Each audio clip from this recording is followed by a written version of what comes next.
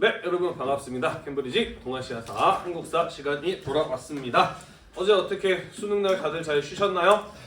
선생님은 하루 종일 서 있었습니다. 물론 돈을 받기도 했습니다만은 이 돈 받고 차라리 안 하는 게 낫지 않을까라는 생각을 했어요. 그래서 내년에는 수능을 한번 봐야지라는 생각을 합니다. 수능에 응시하면 감독을 안 시킬 거 아니야, 그지? 네. 자, 우리 이번 시간에 4.19 혁명으로 시작된 민주화 운동이라는 주제에 대해서 함께 다뤄볼 예정입니다. 여러분들 교재 제목 옆에 선생님이 영어로 뭐라고 써놨나요?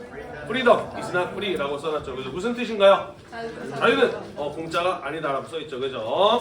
자, 우리나라는 꽤나 자유롭고 민주주의가 발전한 나라라고 생각을 합니다. 물론 여러 가지 문제가 있고 앞으로 더 좋아져야 될 부분들도 있긴 합니다만은 그래도 우리나라 정도면은 전 세계를 내놓아도 우리나라만큼 자유롭고 민주화된 나라가 과연 얼마나 더 있을까라는 생각이 들 만큼 꽤나 괜찮은 나라라고 선생님은 생각을 해요. 다만 현재 우리가 누리고 있는 이 자유와 민주주의는 결코 공짜로 주어진 것이 아니었다라는 것이죠. 지금부터 우리가 배우게 될 내용을 보면 알겠습니다만은 수많은 시민들의 용기 있는 행동과 노력 그리고 희생 속에서 우리는 이 자유와 민주주의를 간신히 얻을 수 있었던 것이거든요. 자, 우리가 현재 누리고 있는 이 자유와 민주주의가 얼마나 숭고한 가치를 가지고 있는 것인지에 대해서 우리가 이번 시간에 이승만 정부가 붕괴되는 4.19 혁명을 통해서 함께 알아보도록 하겠습니다. 같이 한번 살펴보도록 할게요. 자, 우리 지난번에 배웠던 내용 잠깐 짧게 복습하고 마저 이어서 이야기를 해보도록 하겠습니다. 자, 50 총선에서 재헌국회가 구성이 되었어요. 그리고 여기에서 대통령 중심제를 채택을 했고 국회에서 대통령을 선출하는 간선제를 재헌헌법에서 규정을 하였습니다. 그래서 재헌국회에서 대통령을 뽑게 되었는데 이 50 총선에서는 김구라든지 김규식과 같은 남북협상파 이런 사람들이 출마를 하지 않았기 때문에 대부분 극우적인 정치인들이 다수가 국회의원에 당선되었다라고 이야기를 했습니다. 그래서 극우 정치인의 대표적인 인물이었던 이승만이 대통령에 뽑히게 되었다라는 이런 이야기 했었어요. 그죠? 또한 재헌헌법에서는 대통령을 두 번 만날 수 있다, 연임 가능하다라는 내용을 규정하였다라는 것도 이야기를 하였습니다. 자, 하지만 1950년에 열린 두 번째 국회의원 선거에서는 이승만에 대해서 비판적인 사람들이 다수가 당선이 되는 결과가 나타났어요. 그죠? 왜냐하면 이승만의 극우 반공 통치에 지친 국민들, 더 이상 이 사람을 가만 놔둬서는 안 되겠다라고 생각했던 과거 50 총선에 불참했었던 사람들이 여럿이 출마를 하였고 또 국민들이 그런 사람을 많이 뽑아 주었기 때문이었다라고 이야기를 했었습니다. 그죠? 자, 따라서 이승만 입장에서는 다시 한번 대통령이 당선이 되기 위해서는 국회에서 대통령을 뽑아서는 안 돼요. 그죠? 그래서 국민이 직접 투표를 하는 직선제로 개헌을 하고자 하였다라고 이야기를 하였어요. 그죠? 자, 그래서 6.25 전쟁 중에 임시수도였던 부산에서 이른바 부산 정치파동이라고 해서 국회의원들을 버스제로 헌병대로 납치해서 간첩 혐의를 씌우고 징역형을 살게 하는 이런 어떤 정치적인 위협을 가했다라고 이야기를 하였어요. 그죠? 그리고 국회에서 직선제 개헌안을 제출을 하였고요. 국회에서 표결이 이루어질 때 개헌안에 대해서 찬성하시는 분 일어서세요 라는 식으로 기립 표결을 붙였어요. 그죠? 자, 결국 여기에서 이승만과 자유당이 제출했었던 대통령 직선제 개헌안이 통과가 되면서 대통령을 국민이 직접 뽑는 것으로 바뀌게 되었다라고 이야기를 하였고요. 전쟁 중에 실시된 대통령 선거에서 이승만은 다시 한번 대통령에 당선될 수 있었다라고 이야기를 하였습니다. 자, 그런데 재헌헌법에서 대통령은 몇 번 할 수 있다라고 이야기를 했어요? 두 번 할 수 있다라고 이야기를 했기 때문에 다시 한번 이승만의 대통령이 당선이 되기 위해서는 헌법을 한 번 더 고칠 필요가 있었어요. 그죠? 자, 그래서 그래서 현임 대통령의 한 해에 연임 제한을 철폐한다라는 내용의 개헌안을 국회에 제출을 했어요. 그죠? 자, 당시 203명의 의석 가운데 3분의 2 이상이 동의해야 됐기 때문에 개헌안이 통과되기 위해서 필요한 의석의 수는 몇 자리였었냐면은 136석이었어요. 그죠? 그런데 투표했더니 몇 표가 나왔어요? 135표가 나왔어요. 그지? 자, 하지만 203 곱하기 3분의 2 하면은 135.3333이 나오기 때문에 다음날 자유당에서 서울대학교 수학과 교수를 데리고 와서 445입 0.4 이하는 버리고 0.5 이상은 올린다라는 445입의 논리로 135표면은 통과다라고 선언을 하였어요. 그죠? 자, 그래서 445입의 논리로 이루어진 개헌이기 때문에 우리는 이 개헌을 445 사오입 개헌이라고 한다라고 이야기를 했고요. 그렇게 이승만의 경우에는 연임 제한이 사라지게 되었다라는 거 이야기를 했었습니다. 그래서 1956년에 다시 한번 대통령 선거에 이승만 후보는 출마를 할 수 있었다라고 이야기를 하였고요. 여기에서 뭐 강력한 선거의 라이벌이었던 민주당의 신익희 후보가 중간에 사망하는 일이 벌어지기도 하였었고요. 그죠? 그리고 뭐 투표함 바꿔치기라든지 투표 용지에 대한 조작이라든지 이런 것들을 행해서 부정선거가 이루어졌다라고 이야기를 했습니다. 자, 그래서 이승만이 다시 한번 대통령에 당선이 될 수 있었다라고 이야기를 하였어요. 이러한 부정한 방법이 이루어졌음에도 불구하고 평화통일을 주장하였던 조봉암 후보가 무려 30%나 지지율을 얻었던 것, 그리고 부통령 선거에서는 자유당의 이기붕이 떨어지고 민주당의 장면 후보가 당선된 것, 이런 것들을 보았을 때 이승만과 자유당 정권에 대한 국민들의 불만이 꽤나 커져 있구나라는 사실을 알 수 있었고, 이러다가는 정권이 교체될지도 모른다라는 불안감을 느끼게 되었다라고 이야기를 했습니다. 배운 기억 나나요? 네. 그래서 조봉암 후보를 진보당 사건, 그러니까 조봉암이 창당했던 진보당이 주장한 평화통일로는 국가보안법에 위배되는 거다, 이 사람은 간첩이다 라는 혐의를 씌워서 사형을 시킨 진보당 사건으로 조봉암을 제거하는 이러한 모습을 보이기도 하였고요. 국가보안법을 개정을 해서 정부에 대한 비판도 간첩으로 처벌할 수 있도록 하는 간첩의 범위를 확장시키는 이러한 반공체제를 강화하는 방법으로 국민들의 입을 막으려 하는 모습이 나타났었다라는 것까지 우리가 지난 시간에 살펴봤었습니다. 대충 기억이 나시나요? 네. 자, 그리고 이승만은 네 번째로 대통령에 다시 한번 당선이 되려 합니다. 어떤 일이 벌어지게 되는지 같이 한번 살펴보도록 할게요. 네.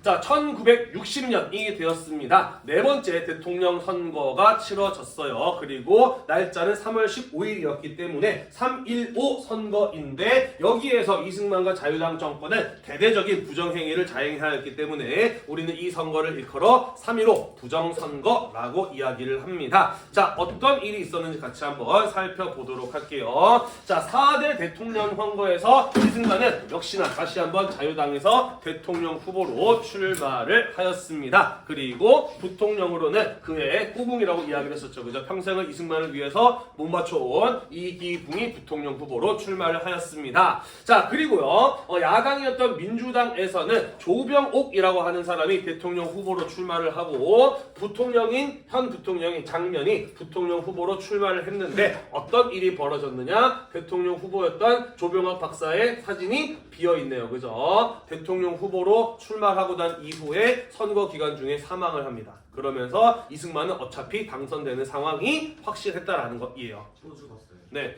이 사람은 사실 뭐 죽였다기보다는 그냥 자연스럽게 죽었다라고 볼 수 있는데, 이런 겁니다. 원래부터 심장이 별로 안 좋았대요. 그래서 대통령 후보로 출마했다가 죽으면 안 되기 때문에 치료를 받은 다음에 몸이 다 낫고 난 다음에 출마를 하려고 생각을 했는데, 그 사실을 알게 되었던 자유당 쪽에서 대통령 후보로 등록하는 기간을 앞당겨 버린 거야. 그래서 이 조병옥 후보의 경우에는 일단은 대통령 후보로 등록을 해놓고 치료를 하기 위해서 미국에 갔는데, 미국에서 치료받다가 사망을 해요. 그러면서 결국에는 대통령 후보가 빈자리가 돼버리는 이런 일이 벌어지게 된 거죠. 이해가 되시죠? 자, 아무튼 그래서 이승만은 어차피 당선이 될 상황이었다라는 겁니다. 문제는 이때 이승만 박사의 나이가 85살이었다라는 것이에요. 요즘에도 85이면 오래 산 나이 아닌가요? 그죠? 이제 1960년대 85세면은 언제 죽어도 이상하지 않을 나이였다라는 것이죠. 자, 그렇기 때문에 자유당 입장에서는 권력을 넘겨주지 않으려면은 반드시 이기붕을 부통령에 당선시켜야만 했다라는 것입니다. 왜냐면은 대통령이 갑작스럽게 사망을 하게 되면은 부통령이 그 역할을 대신하게 되어 있거든요. 이해가 되시죠? 자, 그래서 자유당에서는 반드시 이기붕을 당선시켜야만 했기 때문에 온갖 부정행위를 동원해서 선거를 치르게 되니, 그게 바로 3.15 부정선거였다라는 것이에요. 넘어가도 될까요? 네. 어떠한 부정선거를 저질렀는지 같이 한번 살펴보도록 하겠습니다. 예를 들자면 일요일에 중고등학교 학생들을 강제로 학교에 등교를 시켰어요. 왜냐면은 야당 후보의 연설회에 학생들이 몰려가서 야당 후보의 분위기를 띄우면 안 된다라고 생각했기 때문에 학생들을 일요일에도 학교에 나오게 하였다라는 것이죠. 일요일에 학교에 나오면 어떤 기분일 것 같나요, 여러분? 좋나요? 여러분처럼 학교를 사랑하는 사람들 좋을 수도 있는데 수업도 없는데 일요일 학교에 나오게 하면 매우 화가 나지 않겠습니까? 그죠? 실제로 많은 학생들이 분노했다라고 해요. 그래서 2월 28일부터 대구에서 학생들의 이 자유당의 이러한 억압에 대한 저항의 시위가 발생을 하였고요. 이후에 전국 각지로 확산되어 나가면서 중고등학생들의 반정부 시위가 퍼져나가는 이러한 모습을 볼 수 있었다라고 합니다. 자, 그러면 이 선거 자체는 어떠한 부정한 방법이 사용이 되었느냐? 예를 들자면 사전투표 같은 것들이 이루어졌어요. 요즘 우리가 이야기하는 사전투표라는 개념이 다릅니다. 요즘에 뉴스에 나오는 사전투표라고 하는 것은 투표 당일날 내가 어떠한 이런저런 사정이 있어서 투표를 못할 것 같아. 그럴 경우에 미리 주말을 이용해서 투표를 할 수 있도록 투표소를 열어줍니다. 우리는 그런 걸 사전투표라고 이야기를 해요. 또는 부재자 투표라고도 이야기를 하죠. 원래 투표는 자기가 주소로 등록되어 있는 곳에서 투표를 해야 되는데 대학생들처럼 집은 지방에 있지만 서울에서 대학생을 하는 이런 사람들 있잖아, 그지? 그런 학생들을 위해서 사전투표를 진행을 하는 거예요. 그런 사람들은 자기 주소지가 아닌 곳에 가서 신분증을 제시하고 투표를 할 수가 있거든요. 요게 오늘날 우리가 이야기하는 사전투표인데 여기 나와 있는 이 사전투표는 그 사전투표가 아닌 거예요. 어차피 투표율이 한 60%, 70% 될 거다 라고 예상을 하는 겁니다. 그래서 한 30-40% 정도의 사람들은 투표하러 나오지 않을 거니까 그만큼의 표를 미리 찍어 놓는 거예요. 누구 걸로? 이승만과 이기붕의 표로 미리 찍어 놓는 겁니다. 나중에 합쳐버리는 거죠. 이런 방법을 썼다라는 것이에요. 또 3인조, 5인조로 투표를 하겠습니다. 지금 보이나요? 3명 내지는 5명씩 손을 잡고 투표소로 가고 있네요. 원래 민주주의 선거의 가장 중요한 원칙 중에 하나가 뭡니까? 비밀선거 아닌가요? 그죠? 내가 누굴 찍는지 모르게 해야 될 거 아니에요. 그죠? 그런데 3명씩, 5명씩 같이 투표소에 들어가서 같이 찍게 해. 내 옆에 있는 사람이 자유당의 당원이면 어떡하지? 혹은 공무원의 끈앞풀이면 어떡하지? 라는 이런 어떤 걱정을 하게 만드는 겁니다. 그래서 옆에 사람이 봐서 불안하게 만들어서 자유당을 찍게 만드는 그런 어떤 방법이었던 것이죠. 이해가 되시죠?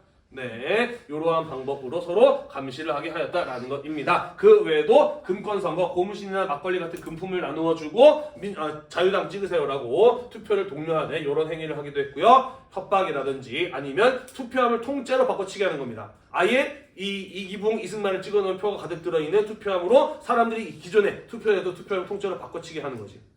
이런 식의 부정선거가 이루어졌다라는 것이에요. 여러 차례 이미 부정선거를 자행을 했는데 어쨌든 권력을 잡으면 사람들이 찍소리 못한다는 사실을 알고 자유당은 얼마든지 부정선거를 해도 되겠다라는 이런 생각. 우리가 대통령과 부통령만 만들어 놓으면 아무 탈이 없을 것이다 라는 이런 생각을 가지고 있었던 모양이에요. 그러다 보니 민주주의의 가장 중요한 꽃이라고 불리는 선거에 대한 이러한 부정행위가 자행될 수 있었던 것 아닐까 하고 생각을 합니다. 네, 그래서 민주주의가 제대로 유지되기 위해서는 깨어있는 시민들의 적극적인 감시와 참여가 필요한 거예요. 만약에 부정행위가 이루어졌을 때 시민들이 적극적으로 나서서 그 행동을 고발하고 막기 위한 노력이 이어지지 않으면 언제든 이런 일들이 앞으로도 벌어질 수 있다라고 생각을 해요. 넘어가겠습니다. 자, 그래서 이러한 부정선거를 치른 결과 어떤 일이 벌어지게 되느냐? 이승만의 경우에는 100%의 지지율로 당선이 됩니다. 이게 민주주의 국가에서 일어날 수 있는 일인가요? 더 웃긴 일은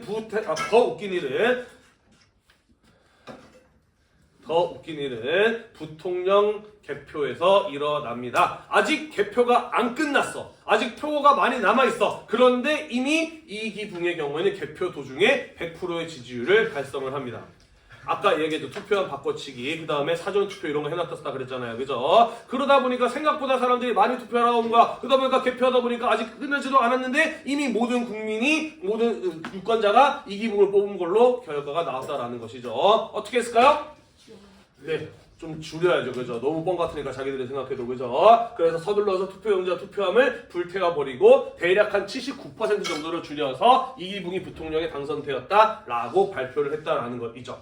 이해가 되시나요? 네, 여기 지금 이승만과 이기붕의 가족들의 사진이 나와 있네요. 이승만, 이기붕이고요. 이승만의 부인인 프란체스카 도너리 여사의 모습입니다. 이승만의 부인은 국적이 어디였더라? 체코였나?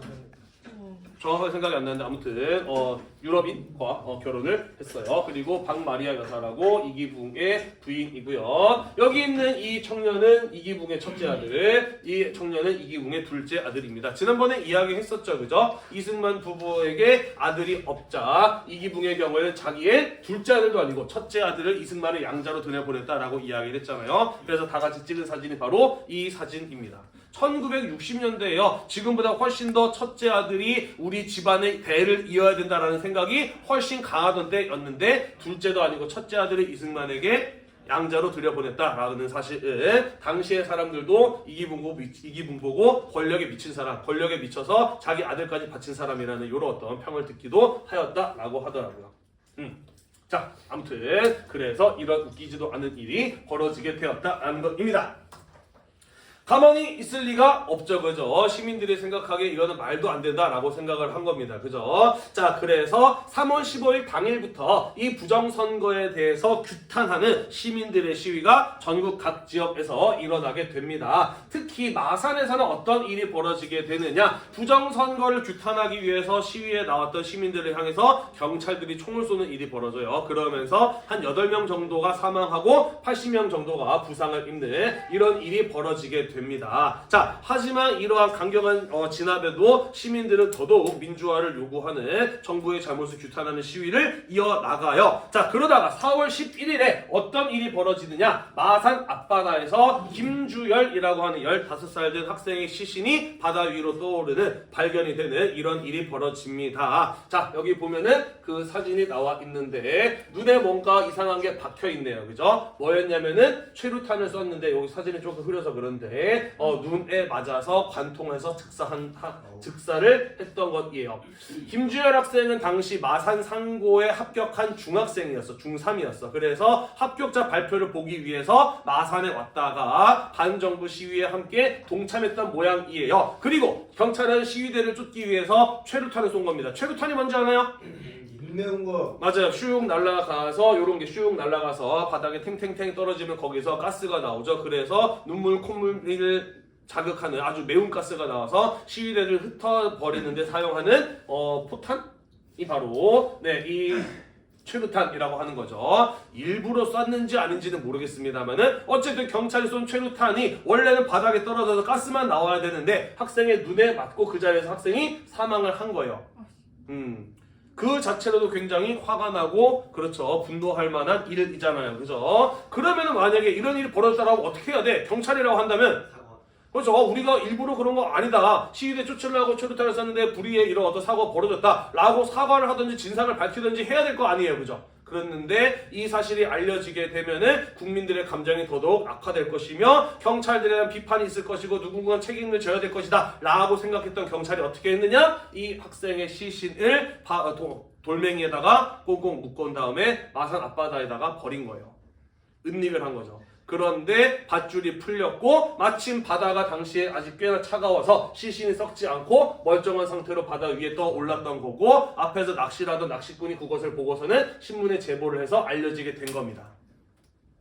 학생이 최루탄에 맞아서 사망한 것도 화가 나는데 그것을 경찰이 숨기려고 바다에 버렸다? 이 사실이 다 알려지게 된 거예요. 그러면서 마산에서는 한 3일 동안 마산 시내가 아예 나비되다시피 할 정도로 엄청난 시민들의 거센 저항, 항쟁이 일어나게 되었다라는 것이죠. 자, 그래서 4월 13일날 정부에서는 이거 북한에서 내려온 간첩들이 공산주의 세력들이 마산에서 대규모 시위를 일으킨 것이다 라고 발표를 했지만 더 이상 국민들은 이러한 반공 거짓말에 속아 넘어가지 않았죠. 더욱더 전국적으로 이 이승만에 대해서 자유당 정부에 대해서 반대하는 시위가 격화되어 나가는 모습을 볼 수가 있었다라는 것입니다. 넘어갈까요?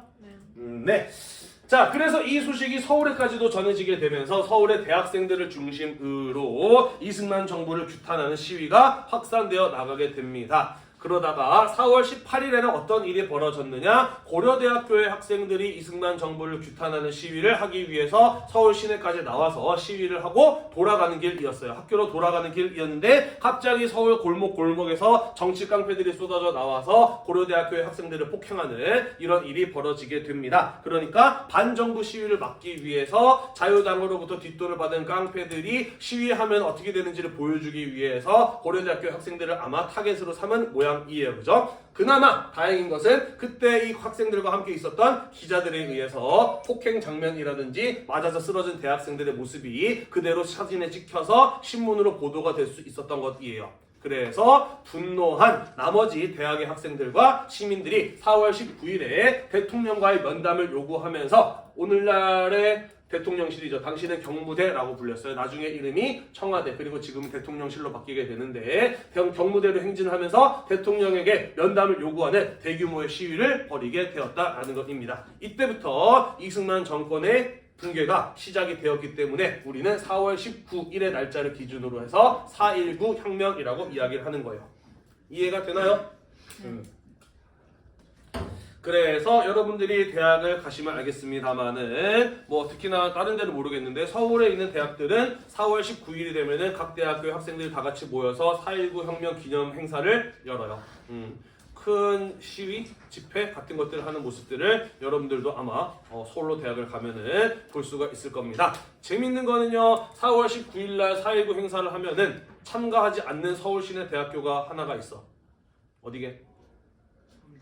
응? 왜 서울대라고 생각하지? 경성제국대학 출신이라서? 아니에요. 서울대 나옵니다. 네. 서울대 공부 잘한다고 그렇게 재수없는 사람들 아니에요? 중앙대. 왜 중앙대라고 생각하지? 네, 너에게 이성적인 대답을 기대한 내가 바보였다. 답은 여기 있어요. 경무대. 네, 고려대. 경무대. 네, 고려대학교 학생들은 4월 18일 날 자기들끼리 합니다. 왜냐하면 4.19 혁명은 4.18이 있었기 때문에 4.19가 있었다라는 자부심을 가지고 있는 사람들이라서 4월 18일 날 자기들끼리 따로 해요.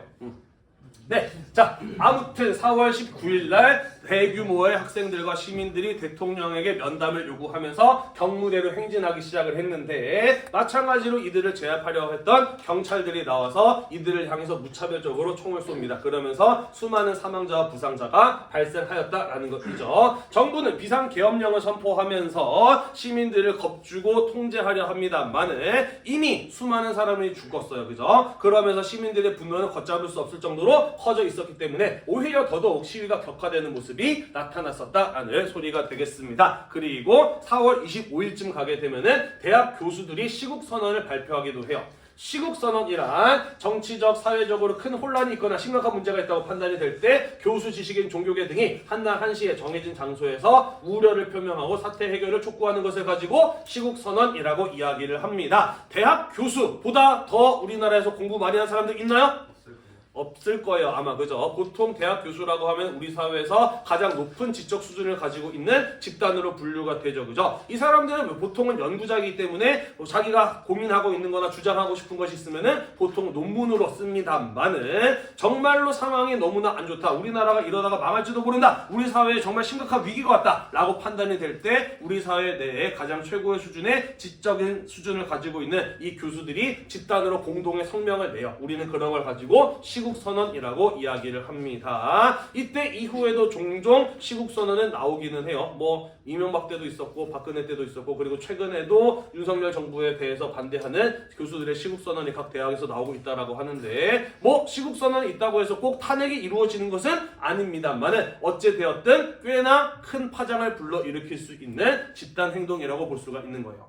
이해가 되나요? 네, 그래서 대학 교수들까지도 나서서 대통령 물러나라, 3.15 부정선거 책임자 물러나라, 선거 다시 해라 같은 것들을 주장을 하다 보니 이승만의 경우엔 더 이상 버티는 것이 무의미하다라는 생각을 하게 되는 것이죠.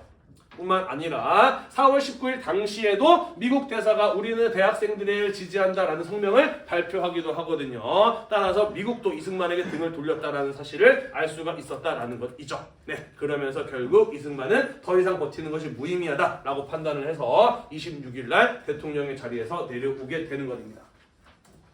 이렇게만 얘기하면은 이게 어떤 의미인지 잘 와닿지 않잖아요. 그죠? 조금 사진과 자료를 보면서 당시 4.19의 모습을 좀 더 집중해 보도록 합시다. 자, 보이시나요? 시국선언을 한 대학 교수들의 모습입니다. 위에 플랜카드에 뭐라고 써있냐면은 첫 번째 글자를 모르겠는데 각 대학 교수단이라고 써있네요. 손을 가려졌습니다만은 학생의 피해 보답하라라는 글자가 써 있는 것을 볼 수가 있습니다. 여기는요 수성 국민학교의 학생들이 반정부 시위를 하는 모습이에요. 국민학생들이 뭘 한다고 시위를 해? 라고 생각할 수 있는데 여기 나와 있는 이 학생들의 형제, 자매, 부모가 시위에 나섰다가 총에 맞아서 죽거나 다치는 일들이 벌어졌던 것이죠. 여기 플랜카드에 써 있죠. 부모 형제들에게 총부리를 들이대지 말라라는 이런 플랜카드를 붙여놓고 있습니다. 그래서 4.19 혁명은 말 그대로 초등학생에서부터 대학 교수에 이르기까지 모든 시민들이 이승만 정부에 대해서 반대 의사를 밝히고 저항을 했던 혁명적인 사례였다라고 이렇게 볼 수가 있겠네요. 자, 이쪽에는 당시 중학교 2학년이었던 한성여중 2학년 진명숙 학생의 편지입니다. 한번 읽어볼까요? 시간이 없는 관계로 어머니 뵙지 못하고 떠납니다. 끝까지 부정선거 데모로 싸우겠습니다. 지금 저와 모든 친구들 그리고 대한민국 모든 학생들은 우리나라 민주주의를 위하여 피를 흘립니다. 어머니 데모를 나간 저를 책하지 마시옵소서. 우리들이 아니면 누가 데모를 하겠습니까? 저는 아직 철없는 줄 잘 압니다. 그러나 국가 민족을 위하는 길이 어떻다는 것 정도는 잘 알고 있습니다. 저와 모든 학원들이 죽음을 각오하고 나간 것이나 생명과 같이 싸우려 합니다. 데모하다 죽어도 원이 없습니다. 어머니 저를 사랑하시는 마음으로 무척 비통하게 생각하시겠지만 온 결의 앞나가 민족의 해방을 위하여 기뻐해 주세요. 저의 마음은 이미 거리로 나가 있습니다. 너무 조급하여 손이 잘 눌러지지 않는군요. 부디 몸 건강히 계세요 하고 편지를 마치고 있습니다. 한성중학교 2학년의 학생의 편지예요. 그리고 4.19 혁명에 동참하기 위해서 시위에 나가려고 학교가 끝나고 집에 왔는데 어머니가 시장에 일을 하고 계셔서 어머니를 뵙지 못하는 거예요. 그래서 왠지 이번에 엄마를 못 보면 마지막으로 영영 못 볼 것 같다라는 그런 생각이 들어서 어머니에게 편지를 남기고 간 겁니다. 그리고 버스에 탄 상태로 창문을 열고 얼굴을 내민 채로 시위에 동참하던 이 진영숙 학생의 경우는 경찰의 쏜 총에 맞아서 사망을 하고요. 다시는 돌아오지 못하는 강을 건넜죠.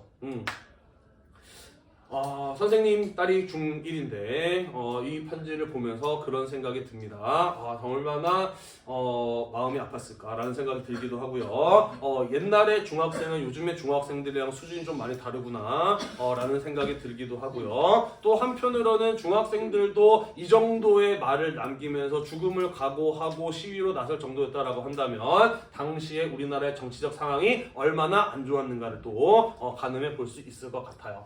눈물 나죠, 그죠? 선생님이 좀 빨리 읽어서 웃겼습니다만 사실 눈물 나는 편지의 내용이에요, 그죠? 자, 결국 4월 26일 더 이상 버티는 게 무의미하다라고 생각했던 이승만 대통령의 경우에는 하야 성명, 물러난다라는 성명을 발표하고요. 자리에서 내려오게 됩니다. 국민이 원한다면 물러나겠다라는 말 한마디를 남기고 자신의 일생의 거의 대부분을 보냈던 미국의 하와이로 망명을 가게 됩니다. 그러면서 이승만의 독재 정권은 무너지게 되는 것이죠. 자, 그리고 이승만은 조금 더 오래 삽니다. 1965년 90세의 나이로 하와이에서 사망을 하게 돼요. 그런 얘기 있죠. 욕 많이 먹으면 오래 산다, 그죠? 몸소 실천해서 증명해 주신 분이 되겠습니다. 그리고 오직 이승만만 바라보면서 한평생을 살아왔던 이기붕의 가족들은 이제 모든 것이 다 끝났다라고 생각을 했어요. 그래서 온 가족이 다 같이 권총으로 자살을 하면서 죽음을 맞이하게 되었다라고 합니다. 네. 시민들이 환호하고 있는 모습 보이고요. 철거되고 있는 이승만 동상 그리고 하와이로 비행기에 올라타고 있는 이승만의 모습이 되겠습니다. 이렇게 이승만 정부는 4.19 혁명으로 무너지게 되었다라는 것이에요. 자, 그래서 대통령이 물러나면은 부통령이 그 권한을 대신해야 되는데 부통령도 자살을 했네요. 그죠? 그래서 수석 국무위원 겸 외무부 장관이었던 허정이라고 하는 사람이 국무총리 겸 대통령 권한 대행이 되어서 새로운 정부가 세워지기 전까지의 일시적인 정부를 이끌게 됩니다. 우리는 이 정부를 일컬어 허정 과도 정부라고 이야기를 해요. 새 정부가 세워지기 전까지 일시적인 정부 역할을 합니다. 자, 그리고 이 허정 과도 정부 하에서 헌법의 개정이 이루어지게 됩니다. 제3차 개헌이 이루어지게 돼요. 자, 국회가 하나이고 대통령 중심제는 대통령에게 너무나도 막강한 권한이 주어졌다라는 이런 비판이 있었던 겁니다. 그렇기 때문에 이승만이 그 권력을 장악하고 오랫동안 독재를 이어나갈 수 있었던 것 아니냐라는 비판이 있었던 것이죠. 자, 그래서 3차 개헌에서는 국가 권력을 조금 더 분산하는 형태의 개헌이 이루어지게 됩니다. 국회를 하원과 상원, 민의원과 참의원으로 나누어서 양원제 국회를 구성하는 것으로 헌법이 개정이 되었다라는 것이고요. 대통령이 아니라 내각 책임제를 채택을 합니다. 그래서 국회 다수당이 내각, 총리와 각 정부 부처의 장관들을 구성하는 제도를 채택을 하였다라는 것이죠. 내가 책임자는 현재 영국이나 일본과 같은 정치 형태를 생각을 하시면 되겠습니다. 대통령 선거를 할까요? 안 할까요? 안 해요. 국회의원 선거만 합니다. 그리고 국회의원 선거의 결과에 따라서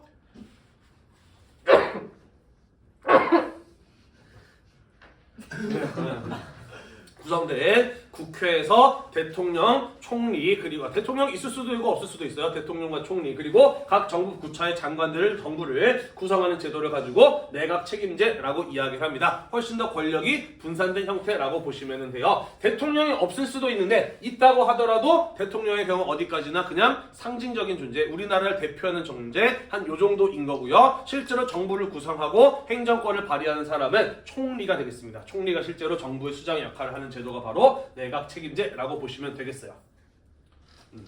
보통 왕이 있는 나라에서는 대통령을 안 뽑죠. 왕이 이미 상징을 하고 있으니까. 근데 왕이 없는 나라에서 내각 책임제를 하면은 대통령을 따로 뽑는 이런 모습들을 볼 수가 있습니다. 그래서 영국이랑 일본에는 대통령이 없는 거예요. 넘어가겠습니다. 자, 새로운 헌법에 따라 새로운 국회의를 구성하기 위한 새로운 국회의원 선거가 이루어졌고요. 자유당 정권 시절에 야당이었던 민주당이 압도적인 승리를 거두는 모습을 보였다라는 것입니다. 자유당은 거의 의석을 차지하지 못하는 크게 줄어드는 이런 결과가 제5대 국회의원 선거였다라는 것이에요. 자, 그러면서 민주당에서 총리와 대통령을 뽑고 정부를 구성하게 됩니다. 대통령의 윤보선, 국무총리에는 장면이 선출이 돼요. 자, 그리고 아까도 이야기했듯이 내각 책임제에서는 누가 정부의 수장이다? 총리이기 때문에 이렇게 구성된 정부를 일컬어 장면 내각 또는 장면 정부라고 이야기를 합니다. 새로운 헌법에 따라 새로운 권력 집단으로 교체되었기 때문에 이때부터를 제2공화국이라고 표현을 하기도 해요. 됐나요? 네, 그래서 새로운 나라가 세워지게 되었다라고 보시면 되겠습니다. 자, 그래서 이 장면 내각에서는 어떠한 일들을 했느냐. 일단은 3.15 부정선거와 관련된 책임이 있는 사람들을 처벌을 해야 되겠죠. 그죠? 자, 그래서 4차 개헌을 통해서 3.15 부정사범과 부정축제자에 대한 처벌의 법안들을 만들게 되는 것입니다. 자, 요거는 소급 입법이라고 해요. 요거 뭔 소리냐? 하나씩 이야기를 하겠습니다. 3.15 부정사범은 3.15 부정선거에 책임 있는 사람들에 대한 처벌을 말하는 3.15 부정선거에 대한 잘못에 책임이 있는 사람들을 말하는 것이고요. 부정축제자라는 건 뭘 말하는 것이냐면은 이승만 정권 시절에 잘못된 불법적인 방법으로 재산을 쌓은 사람들을 일컬어 부정축제자라고 이야기를 합니다. 자, 그러면 소급 입법이란 무엇이냐? 이미 지나간 일에 대해서 법을 만드는 걸 가지고 소급 입법이라고 이야기를 해요. 혹시 죄형 법정주의라는 말 들어본 적 있나요? 이게 뭔 소리냐면은 죄가 되려면은 그 이전에 법으로 이거는 죄야 라고 정해져 있어야 된다는 거야. 그러니까 법으로 이게 죄다라는 게 정해져 있지 않은 상태에서 내가 한 행동은 나중에 법이 만들어졌다고 하더라도 처벌할 수 있다 없다? 없다라는 게 원래 헌법의 원칙이에요. 하지만 때로는 정말 중대한 사항의 경우에는 법이 없었어도, 법이 나중에 만들어졌어도 과거의 일을 다시 처벌할 수 있는 경우가 있습니다. 그게 바로 소급 입법이라고 하는 거예요.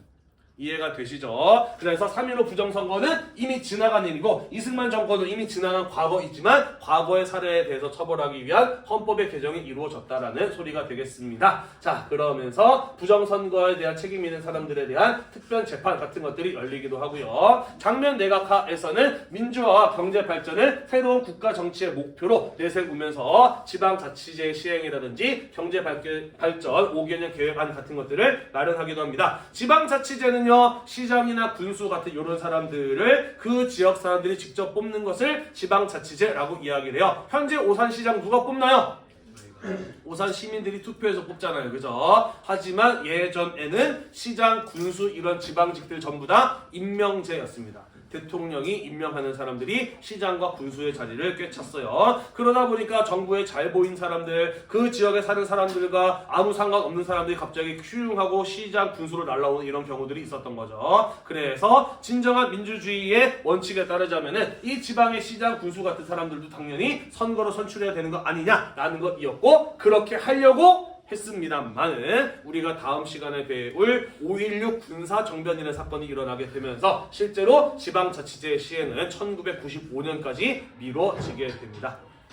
경제발전 5개년 계획안이라고 하는 것도요. 향후 5년 동안 우리나라의 경제를 집중적으로 발전시킬 수 있는 계획 프로젝트를 말하는 것인데 이 역시 5.16 군사정변이 일어나게 되면서 장면 내각이 아니라 박정희 정부 때 추진이 되는 모습을 볼 수가 있을 겁니다. 나중에 배울 것이에요. 넘어가겠습니다. 45분에 끝나는 거죠? 네. 네, 딱 끝내야겠네. 자, 이승만 정부는 오랫동안 극우 반공 통치를 해왔습니다. 공산주의 확산을 막아야 된다는 것을 명분으로 민주화를 요구하는 시민들의 입을 다물게 만들고 평화통일을 억눌러 왔어요. 그죠? 자, 따라서 이승만 정부가 무너지게 되면서 그동안 이승만 정부에 의해서 억눌려 있었던 민주화, 평화통일에 대한 요구가 시민사회를 중심으로 본물 터지듯이 올라오게 되었다라는 것이죠. 자, 그러면서 학교는 군대식으로 운영하지 말고 민주적으로 운영할 것을 요구하는 학원 민주화에 대한 요구라든지 오랫동안 노동자들은 자신의 권리를 요구하는 것이 억압되어 왔는데 노동자들도 이제 노동조합 같은 것들을 결성하면서 자신들의 권리와 이익을 요구하는 노동운동 같은 것들이 장면 정부 시절에 전개되기도 하였었고요. 6.25 전쟁 동안에 학살당했던 민간인의 가족들들 우리 지난번에 거창 양민 학살 사건 이런 거 이야기했었잖아요. 그죠? 정부의 잘못으로 수많은 민간인들이 학살당했었는데 이승만 정부의 극우 반공 통치에서는 이런 것들에 대해서 입도 뻥끗하지 못하고 있었던 겁니다. 하지만 이승만 정부가 무너지게 되자 진상조사 같은 것들이 요구되었다라는 것이고요. 평화통일운동 같은 것들이 전개가 됩니다. 그러면서 다양한 방안의 평화통일에 대한 방안들이 시민사회를 중심으로 제기가 되기도 하였고요. 정부 차원은 아니었습니다만은 대학생 단체라든지 같은 이런 민간단체 차원에서 남과 북의 대화를 이끌어내기 위한 다양한 회담 같은 것들이 추진이 되기도 하였습니다. 여기 보시면 써있죠. 네 땅인데 가지도 못하고 오지도 못하냐 가자 북으로 오라 남으로 해서 대학생들이 중심이 되어서 남북 합생회담의 개최를 요구하는 이런 시위 같은 것들이 장면 내각 시절에 나타나기도 하였었다라는 소리가 되겠습니다. 넘어갈게요. 자, 그래서 오랫동안 이승만 정부에 의해서 억눌려져 있었던 민주화와 평화 통일에 대한 요구가 본물 터지듯이 시민사회를 중심으로 쏟아져 나왔습니다만은 장면 내각과 민주당의 경우에는 이러한 평화 통일과 민주화에 대한 요구를 제대로 받아들일 수 있는 의지도 없고 능력도 없는 정부와 정당이었다라고 볼 수가 있습니다. 왜 그러냐면은요, 몰라도 상관없습니다만은 지금의 민주당 아니에요. 당시 장면 내각의 민주당의 경우에는 애당초 어떻게 만들어진 정당이었느냐, 4.4 5.2 개헌 직후에 개헌에 대해서 반대하는 사람들이 모여서 만든 정당인데요. 한민당 출신의 지주자본가 그리고 평안도 북한에서 내려온 관료 친미 유학파 출신들이 만나서 만든 정당이 바로 민주당이었어요. 기본적으로 이들도 극우적인 성향을 갖고 일부 친일 경력을 가지고 있는 사람들이었어. 다시 말해서 이승만이 권력을 계속 독점해 나가는 개헌에 대해서 반대한다만 자유당과 약간 차이가 있지 정치적 성향 자체는 자유당과 별반 다르지 않은 사람들이었다라는 것이죠. 이해가 되나요? 따라서 4.19 혁명으로 집권 여당이 되었습니다만은 사실 국민들의 개혁 요구를 받아들이고 실천한 의지도 능력도 없는 사람들이었다라고 볼 수가 있는 겁니다. 이해가 되시죠? 자, 그래서 3.15 부정사범 및 부정축제자에 대한 처벌이 이루어졌습니다만은 재판 과정에서 책임 있는 사람들이 대부분 감형되거나 무죄로 풀려나는 이런 모습을 보이게 돼요. 이승만 정부의 책임에 대한 잘못에 대한 처벌이 제대로 이루어지지 못하는 모습을 보였다라는 것이죠. 자, 뿐만 아니라 이들이 정권을 잡고 난 이후에는 대통령인 윤보선과 그리고 총리인 장면으로 두 개로 파벌러 나뉘어서 자기들끼리 싸우기 바빴어요. 그러다 보니까 장면 내각의 경우에는 어렵사리 이승만 정부를 무너뜨리고 새롭게 세워진 정권이었습니다만은 정치가 굉장히 불안정하고 국정을 안정적으로 운영하지 못하는 이러한 일이 이루어졌다라는 것입니다. 그러다 보니 박정희 소장과 같은 군인이 얘네들 정치 잘 못하니 내가 나라를 바로잡겠다라는 것을 명분으로 내세워서 쿠데타를 일으키는 이런 일이 벌어지기도 하였다라는 것이죠. 이해가 되시나요? 네, 우리 이렇게 해서 4.19 혁명으로 이승만의 독재 정권이 무너지게 되고 새로운 정부가 구성되었습니다만은 제대로 상황을 수습하지 못하여 또다시 5.16 군사정변이라고 하는 사건이 일어나게 되면서 국민 독재의 시절을 유발하는 내용에 대해서 함께 살펴보았습니다.